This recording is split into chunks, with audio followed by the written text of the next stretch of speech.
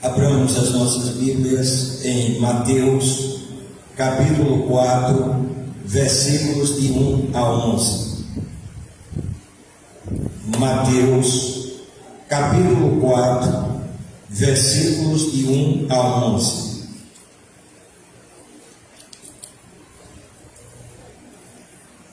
Aqueles que puderem, eu convido que fiquem de pé. Mateus, capítulo 4, versículos de 1 a 11. Então foi conduzido Jesus pelo Espírito ao deserto, para ser tentado pelo diabo. E tendo jejuado 40 dias e 40 noites, depois teve fome. Chegando então o tentador, disse-lhe: Se tu és filho de Deus, manda que estas pedras se tornem em pães.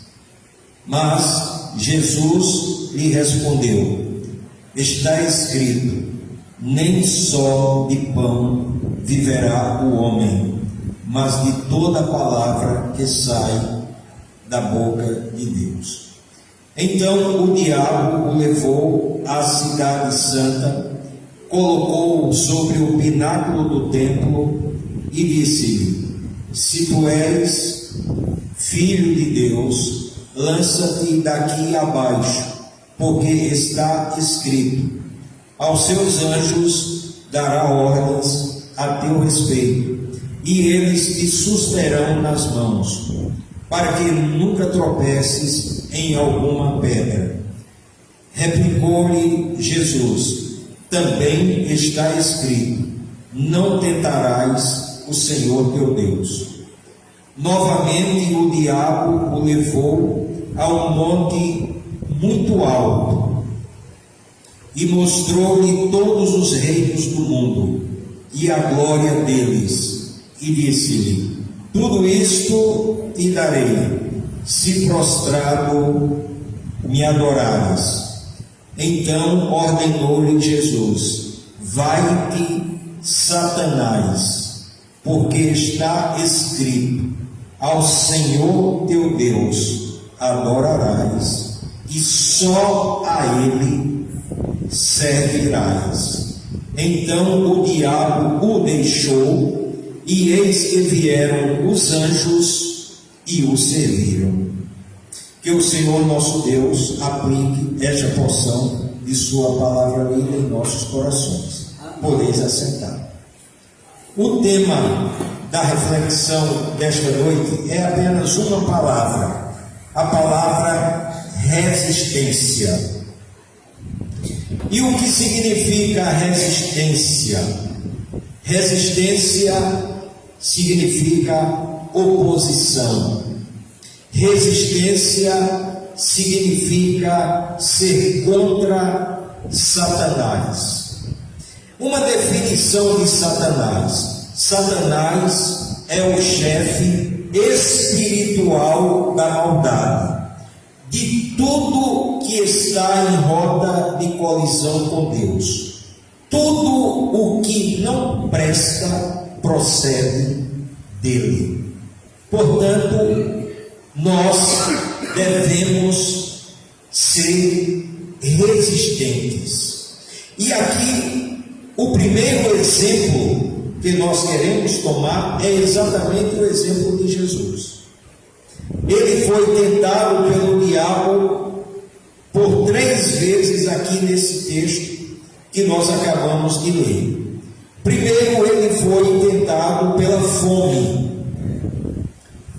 E o texto diz: E tendo jejuado 40 dias e 40 noites, depois teve fome.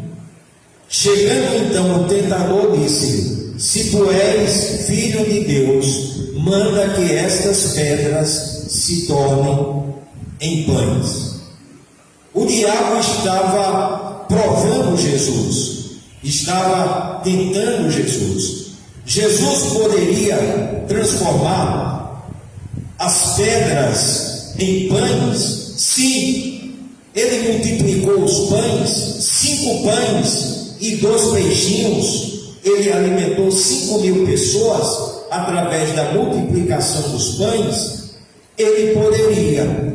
Mas por que ele não fez aqui para provar que era filho de Deus? Porque se ele tivesse feito isso, ele estaria cedendo à tentação do diabo. E Jesus respondeu com uma palavra de Deus que está escrita. Qual foi a resposta de Jesus? Está escrito: nem só de pão viverá o homem, mas de toda palavra que sai da boca de Deus. Portanto, primeira resistência, o diabo não conseguiu. E aí ele tenta a segunda vez. Então o diabo o levou à cidade santa, colocou-o sobre o pináculo do templo e disse-lhe: se tu és filho de Deus, lança-te daqui abaixo, porque está escrito: aos seus anjos dará ordens a teu respeito, e eles te susterão nas mãos, para que nunca tropeces em alguma pedra. Uma coisa interessante, Satanás conhece também da Bíblia, mas Satanás, quando ele usa um texto bíblico, é para afastar uma pessoa de Deus, e não para aproximar a pessoa de Deus. Por exemplo, quantas perguntas capciosas são feitas, principalmente aos pastores: qual o nome da mulher de Caim? Qual o nome do fruto proibido? O que era o fruto proibido? Que fruta era aquela? Perguntas capciosas. Eles não estão interessados em se aproximar da palavra de Deus. Eles estão usando a Bíblia para que possa pegar o pastor ou qualquer outro líder em uma contradição para colocá-lo numa situação difícil. A mesma coisa o diabo aqui. Ele mostrou um texto bíblico que está nos Salmos. Mas para quê? De uma forma verdadeira? Não. Para que Jesus pudesse ceder, sucumbir à tentação. E qual foi a resposta de Jesus? Replicou-lhe Jesus: também está escrito.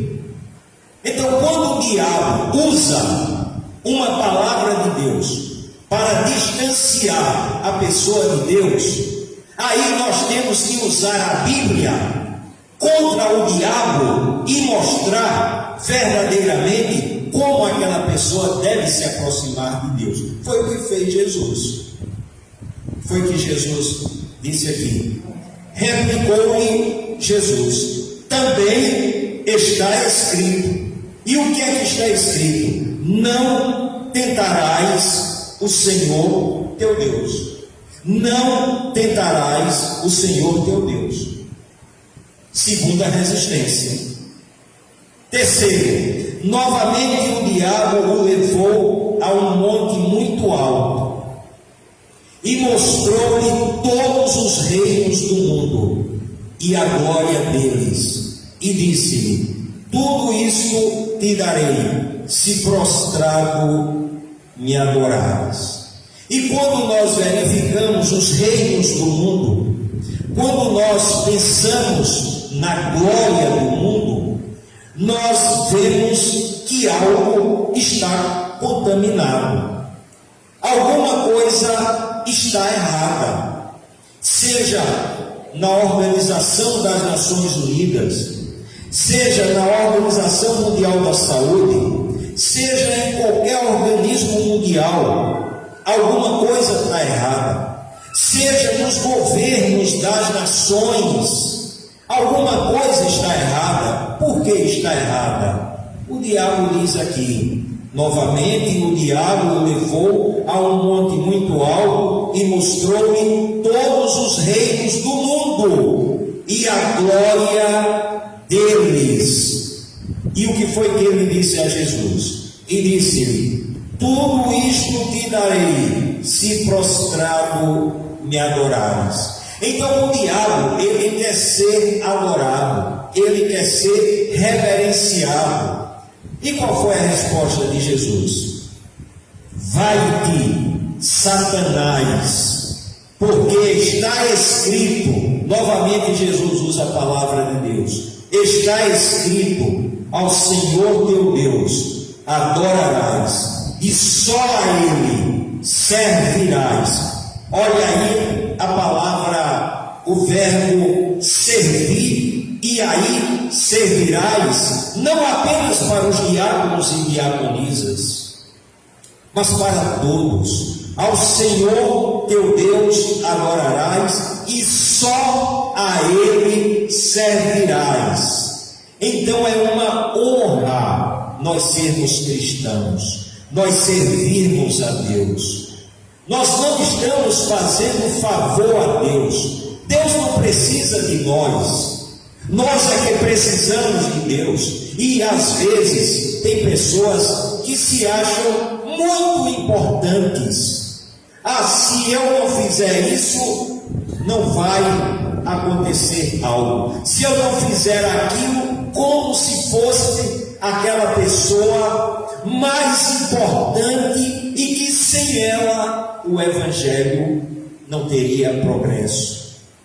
Mas o que é que Jesus diz aqui? Ao Senhor teu Deus adorarás, e só a Ele servirás. E o que foi que aconteceu? Então o diabo o deixou. E mais à frente nós vamos verificar um texto que lá em Tiago diz: resistir ao diabo e ele fugirá de vós. E foi o que aconteceu aqui. Então o diabo o deixou, e eis que vieram os anjos e o serviram. Serviram a quem? A Jesus Cristo. E eis que vieram os anjos e o serviram. Interessante. Só a Ele servirás, no sentido mais amplo. E os anjos, que simboliza o quê? Os mensageiros. Pastores também são chamados de anjos. Não que tenha asinhas, não que sejam o santo dos santos, sejam perfeitos, não, de forma alguma. Mas anjo também significa aquele que transmite a mensagem. Quando está lá em Apocalipse, fala ao anjo da igreja, está se referindo ao pastor, ao líder daquela igreja. Portanto, 3 momentos que o diabo tentou Jesus. Primeiro pela barriga, depois pela aventura, pula do pináculo do templo, e depois pelas vantagens materiais, vantagens econômicas, vantagens sociais, mas com uma condição: adorar ao diabo, que ele daria tudo aquilo. E o que foi que Jesus disse? Vai-te, Satanás. E agora nós vamos para a palavra resistência propriamente dita. Veja em 1 Pedro, capítulo 5, versículo 8 a 10. E Pedro usa o verbo resistir. Mas vejamos, primeira carta de Pedro, capítulo 5, versículo 8 a 10. Sede sóbrios, vigiai. O vosso adversário, o diabo, anda em derredor, rugindo como leão e procurando a quem possa tragar. Ao qual, veja o que é que diz, ao qual resistir firmes na fé, sabendo que os mesmos sofrimentos estão se cumprindo entre os vossos irmãos no mundo. Veja o que o apóstolo Pedro diz aqui, que os sofrimentos na igreja, ou a igreja de Jesus, em todos os lugares do mundo. Veja o que é que ele diz: ao qual resisti firmes na fé, sabendo que os mesmos sofrimentos estão se cumprindo entre os vossos irmãos do mundo. Então a gente diz: eu estou sofrendo. E o irmão que está lá na China não está sofrendo? O irmão que está lá nos Estados Unidos, ele não sofre? Não, mas ele é bem aquinhoado, ele é muito rico, e o rico não sofre. Quando ele perde um ente querido, e que está o ente querido dentro do caixão, por que ele chora? Porque ele está sofrendo, porque o rico também tem um coração, porque o rico também tem glândulas lacrimais, ele também sente, ele também sofre. Então, o sofrimento é algo que em todo o mundo, e veja que ele está falando para nós que somos cristãos. Ele não está falando aqui de sofrimentos dos que não são cristãos. Ele está dizendo que nós, como cristãos, sofremos.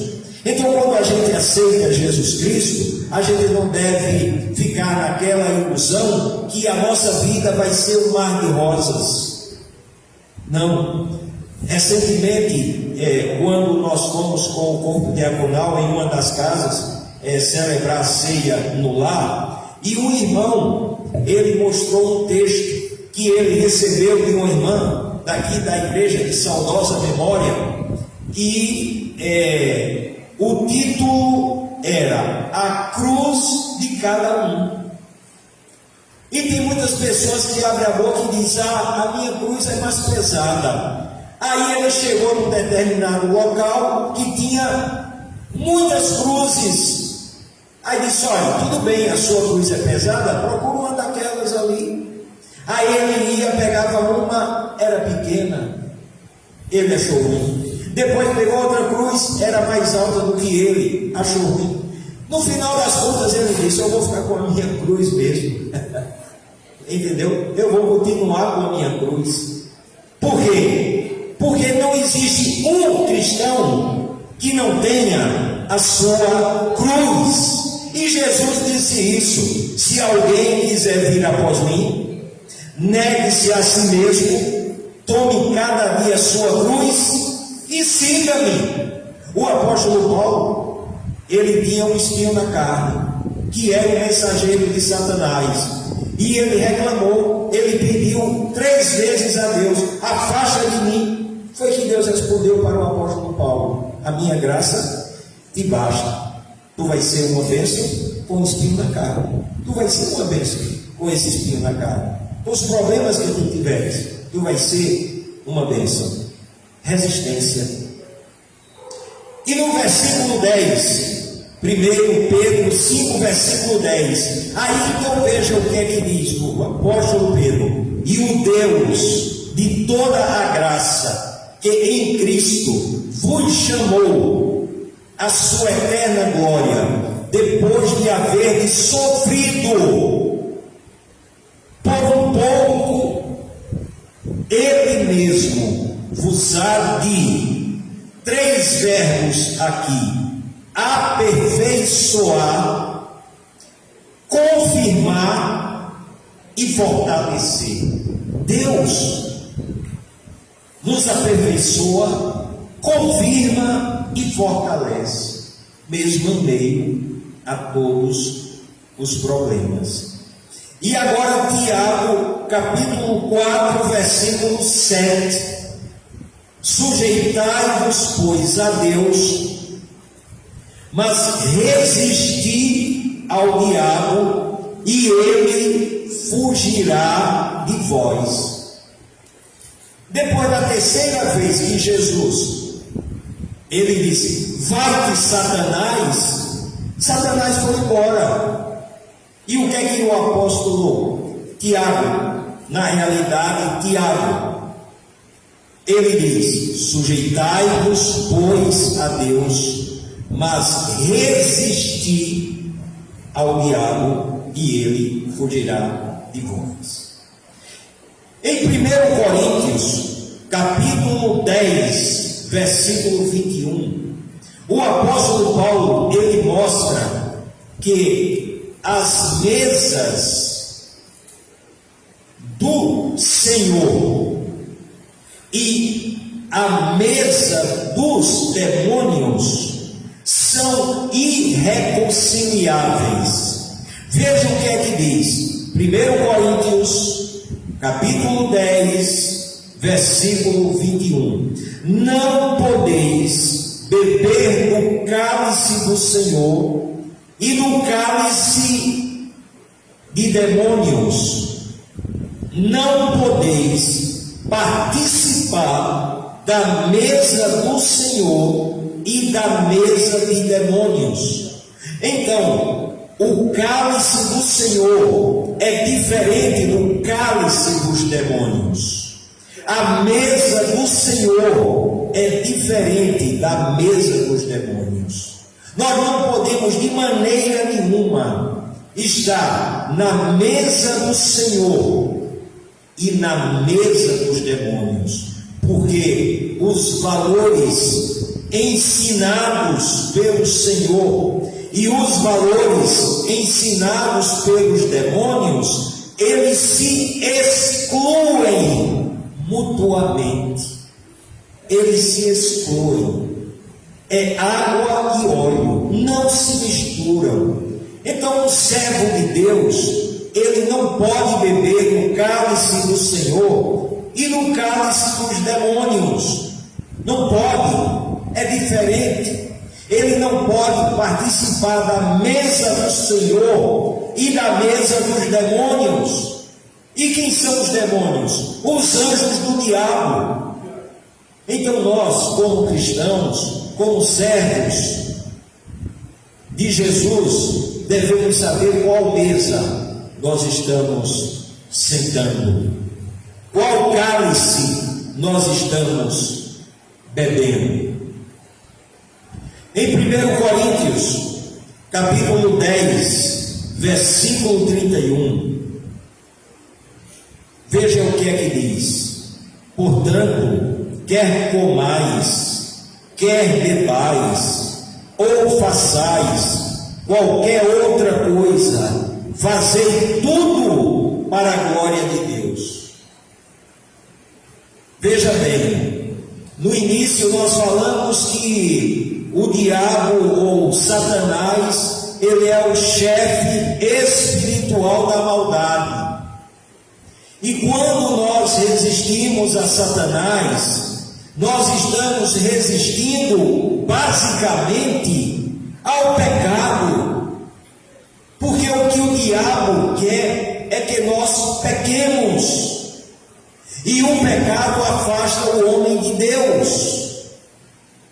Todo pecado, todo ele, ninguém pode dizer: eu estou pecando em nome de Jesus.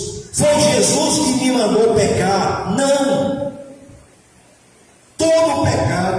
Todo pecado. Romanos 3, 23.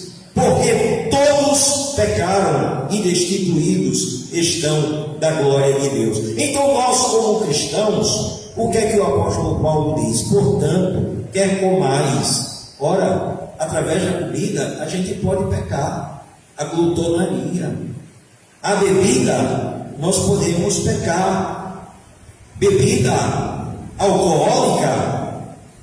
Aqui, quando ele diz, portanto, quer comais, quer bebais, ele não está falando em água, porque água é essencial à vida. Ele está falando de alguma bebida que não é para a glória de Deus.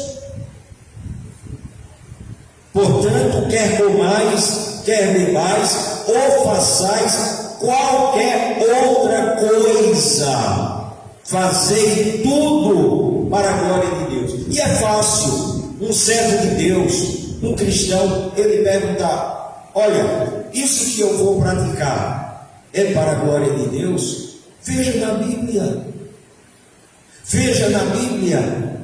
A palavra de Deus diz de forma clara. Por exemplo, se você é convidado por alguns colegas para roubar porque você quer ser mais esperto, veja na Bíblia o que diz: não furtarás.